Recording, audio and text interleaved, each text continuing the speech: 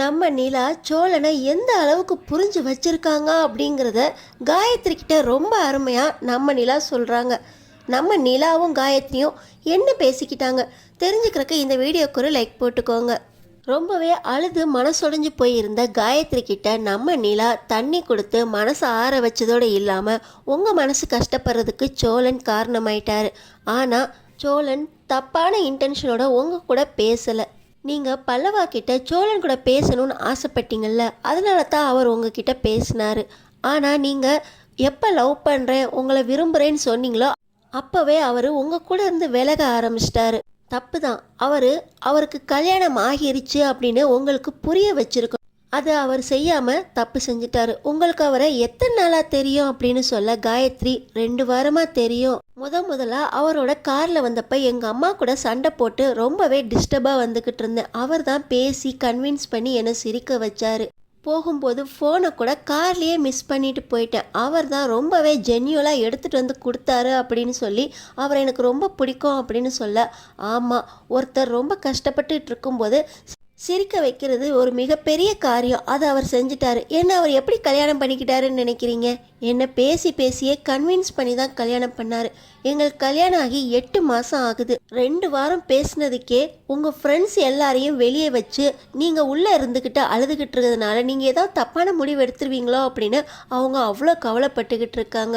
சோழன் ரொம்ப நல்லவர். அதனால தான் நீங்கள் பிடிச்சிருக்குன்னு சொன்ன உடனே உங்கள்கிட்ட வந்து விலக ஆரம்பிச்சிட்டாரு.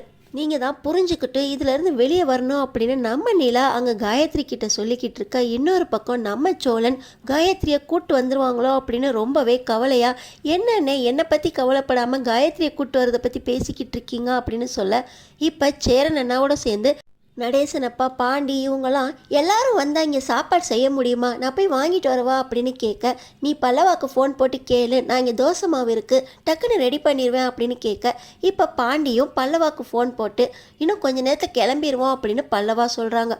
ஆனால் இங்கே பாண்டி, ஓஹோ அவங்க அம்மாவும் கூட வராங்களா, கூடவே அவங்க சொந்தக்காரங்க 2 பேர் வேறு வராங்களா, ஃப்ரெண்ட்ஸ் வராங்களா, சித்தப்பா எக்ஸ் ஆர்மி அவர் வராங்களா அப்படின்னு கூடவே இங்கே டென்ஷன் ஏற்றிக்கிட்டு இருக்காங்க நம்ம சோழனை.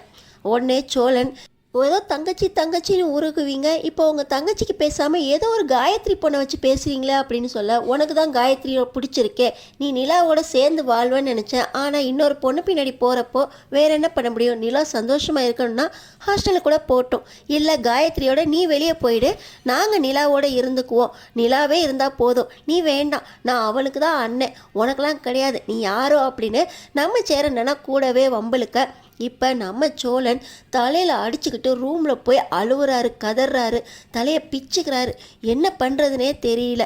இப்போ தான் காயத்ரியோட தான் பேசும்போது நிலா எந்த அளவுக்கு அஃபெக்ட் ஆகியிருப்பாங்க அப்படின்னு மனசுக்குள்ளே நினச்சி பார்த்துட்டு, நான் இந்த வீட்டில் இருந்தால் தானே காயத்ரியை வந்து என்னோட சேர்த்து வைப்பாங்க, நான் இந்த வீட்டை விட்டு ஓடி போகிறேன் அப்படின்னு வேகமாக வெளியே வந்து ஓட பார்க்குறாரு.